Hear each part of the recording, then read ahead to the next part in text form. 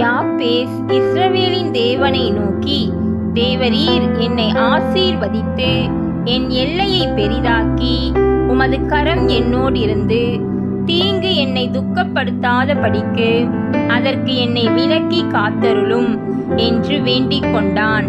அவன் வேண்டிக் கொண்டதை தேவன் அருளினார். 1 நாளாகமம் 4:10. தேவனிடத்தில் நாம் என்ன வேண்டிக் கொள்ளுகின்றோம் என்பது முக்கியமான காரியம். சிலர் தேவனை நோக்கி, நான் அவர்களைப் போல வீடு கட்ட வேண்டும், இவர்களைப் போல வாகனம் வாங்க வேண்டும், அவர்களைப் போல வேலைக்கு செல்ல வேண்டும் என்று கேட்பதுண்டு.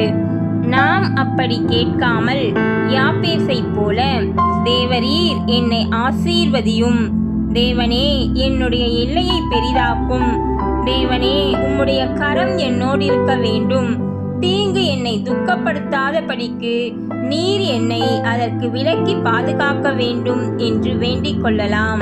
யாப்பேஸ் வேண்டிக் கொண்டதை அருளிய தேவன் நாம் வேண்டிக் கொள்வதையும் நிச்சயம் நமக்கு அருளுவார் என்ற விசுவாசத்தோடு தேவனிடத்தில் கேட்டு பெற்றுக்கொள்ளுவோம்.